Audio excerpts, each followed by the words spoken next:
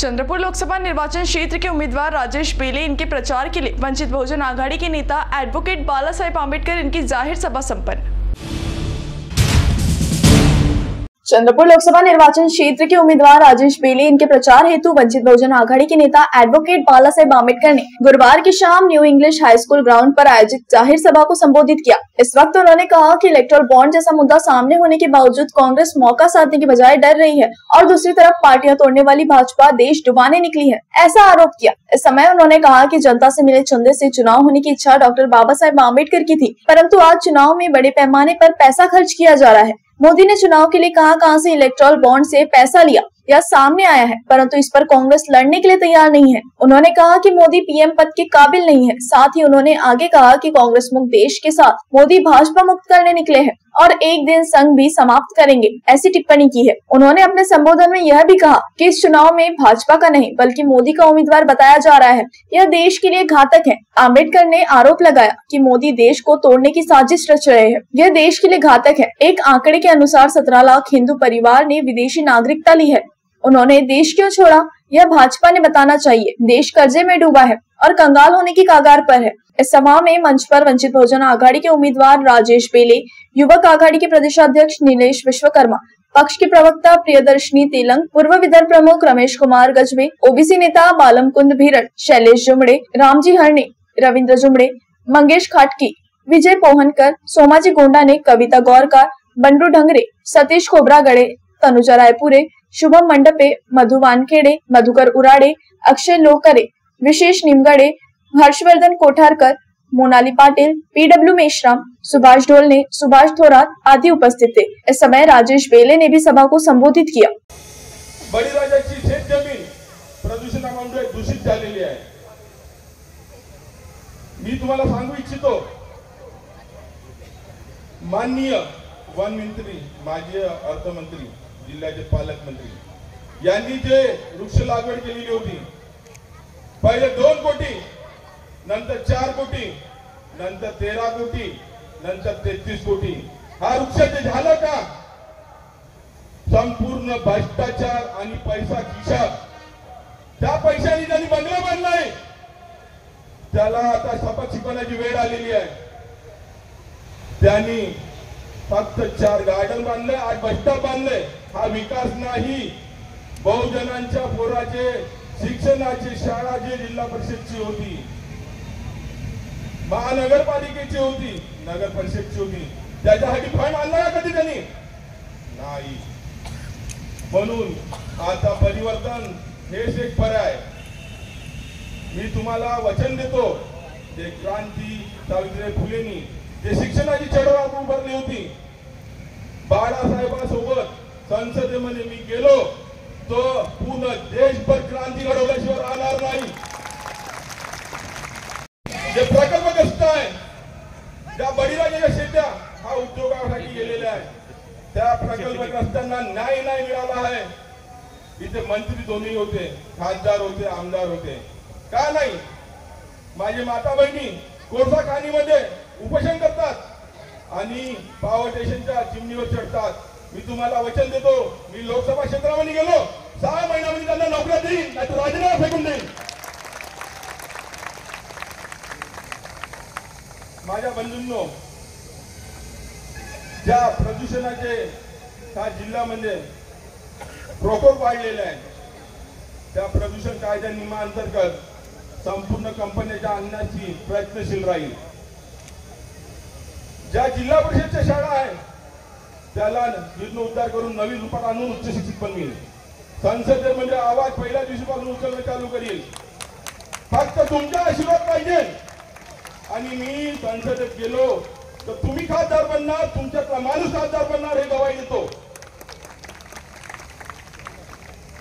इथे ज्या government hospital आहे, त्या हॉस्पिटलमध्ये ग्रामीण क्षेत्रामध्ये एक MBBS डॉक्टर दिसत नाही। मेडिकल कॉलेजमध्ये बघितलं, माझे बहुजन जातात, त्यांना 2-2, 3-3 तास वेटिंग मध्ये राहावं लागते आणि 2-1 वाजल्यानंतर त्यांना डॉक्टर मिळत नाही। ज्यांना कायदेशीर काम करायला लावेल, संसदेमध्ये पहिल्या दिवसापासून याच्यावरती पण आवाज उचलेल।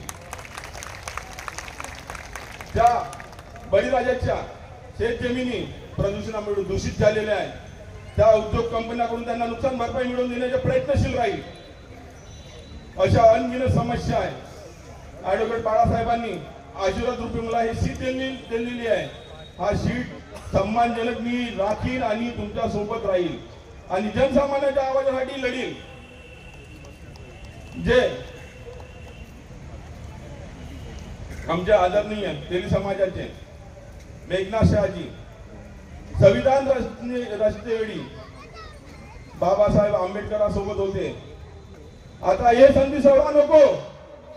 हा तेली बाळासाहेब आंबेडकर साहेबांसोबत संसदेमध्ये जायला तयार आहे, तुमच्यासाठी लढणार आहे, बाळासाहेबांसोबत खांद्याला खांदा लावून संसदेमध्ये आवाज उचलणार आहे. अशा अनगिनत समस्या आहे. हा जिल्हा म्हणजे बघितलं, चंद्रपूरच्या जटपुरा गेटची ट्रॅफिक समस्या, आमचे माजी केंद्रीय मंत्री आणि जिल्हा मंत्री, जिल्हा पालकमंत्री यांनी खूप तिथे सभा घेतल्या, मिटिंगा घेतल्या, चौकामध्ये जनसुनवाई लावल्या. त्याची ट्रॅफिक कोंडी कशी सोडवायची, का नाही सोडू शकले? साधी ट्रॅफिक समस्या आहे.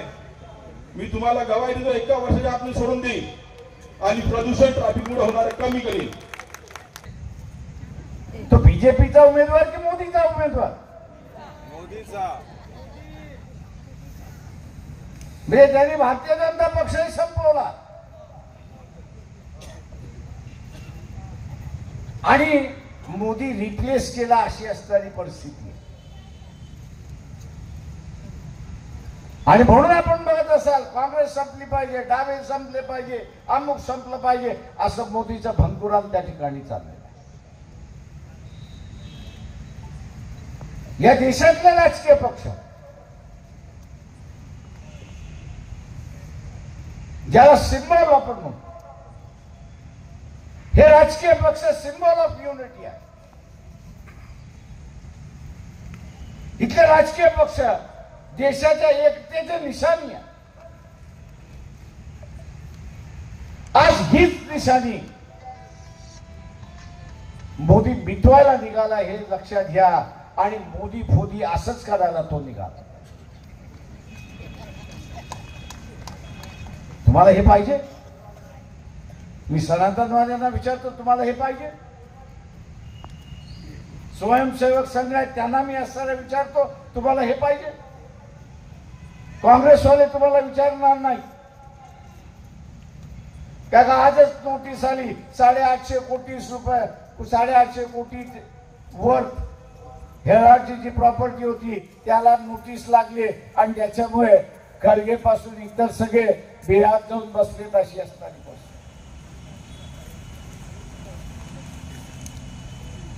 आम्हाला ईडी बिडी लागत नाही.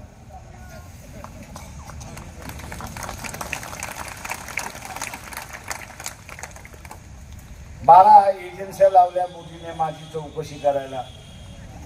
मी मोदीला म्हटलं, तू माझ्याकडे 500 कोटी पाठवून दे आणि मग मी लिहून देतो की मोदींनी मला 500 कोटी दिले आणि ईडीची चौकशी.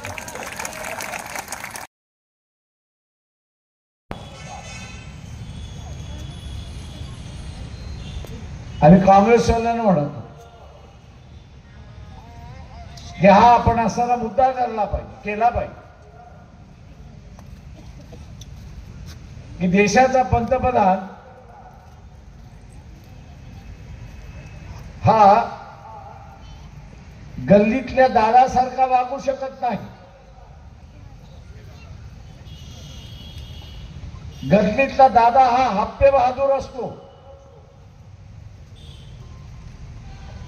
तो हप्ता वसूल करतो,